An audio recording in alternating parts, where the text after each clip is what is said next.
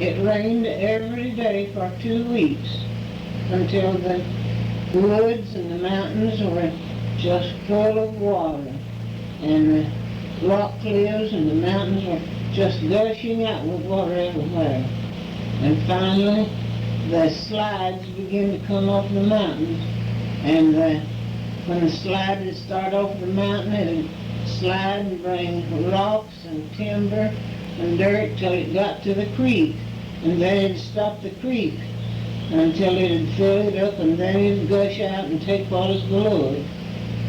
And I guess then up at Uncle Edgar's, he lived on the branch close to the creek that went dry in the summertime, and he heard the torrent coming up on the mountain. And he stepped back in the house and told Aunt Belle, said, "I believe we're going to have to get out." He passed through the room, she was tying her shoes. She said, "Well, don't leave me." And he passed through the living room, stepped out on his porch, and about that time the torrent hit his house, and he made a lunge to go off of the porch and hit the bank so hard that it skinned his face all over, and he turned and looked, and the house was gone. He saw the lamp explode, and the house went down with his wife and 2 children going down the creek.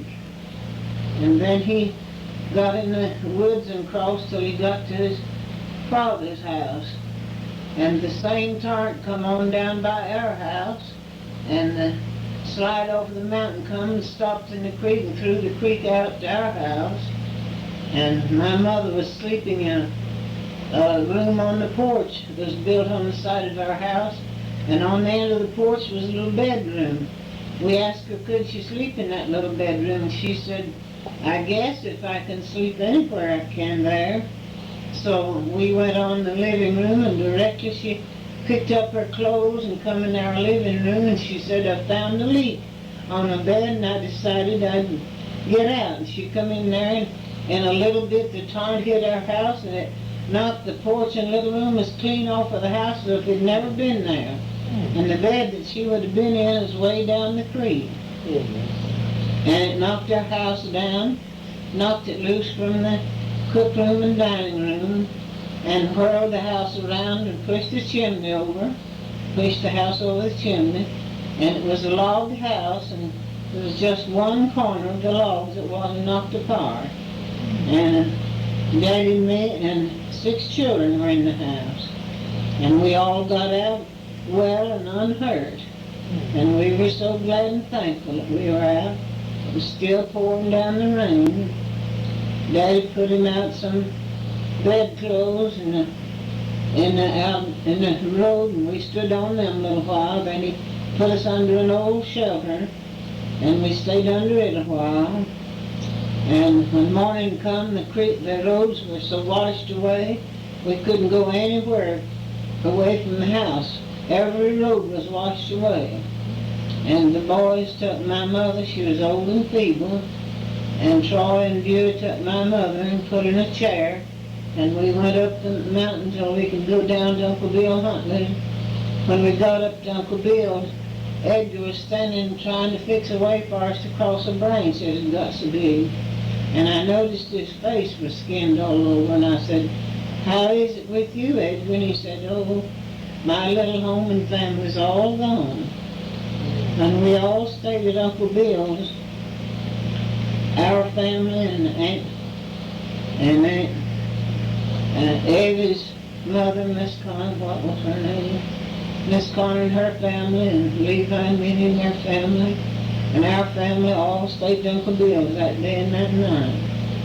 And then next day we went to Grandmother and Granddaddy Pryor and stayed all day. Then we moved into our barn loft and lived a little while until we could fix up and get the pieces of our house and get them arranged and put back together so we could live in. So we lived for a few years after we put the pieces back together of our house that was tore apart.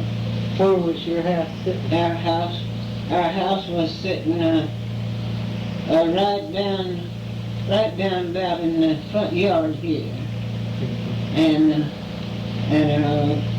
our spring house was on that big flat rock down there. And so then we moved, when they got it, took the pieces of our old log house, they made a few new logs and put the logs back together, and we moved back in it until they got this house built for us to live in.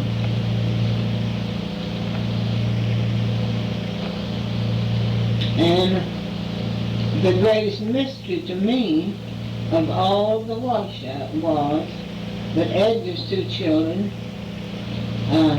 left up there together, and and the creek sounded like thunders. The big rocks popping together, and the timber, a lot of big timber and big rocks are popping together, going down the creek, and the high water. It all sounded like thunders, and them children watched for 2 miles down that creek and over 2 shoals, and the people couldn't find them. The people from the country around gathered in for a week and hunted up and down the creek to try to find them 2 children in every little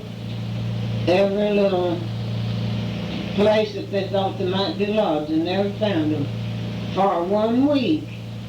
And in 1 week after this washed away, Granddaddy Pryor and Grandmother's coming from their milking. They had an old dog with them, and the dog raised his nose up down the road and smelled, and Granddaddy said, "Ma, that dog smells something." And they watched that dog, and he went to the drift out in front of them a little and smelled, and they went out there and looked, and the only thing they found right then was a little red ribbon on the little girl's hair. And both of them children was in that drift together. They'd washed 2 miles down that creek amidst all the big timber and big rocks, and was still together, and they wasn't tore apart or tore up. It seemed to me like it would have beat the children into pieces, and it seems to me like that they couldn't have been kept in together, but they were together in the same drift, and they were not beat up or tore apart. That was the greatest mystery to me of it all.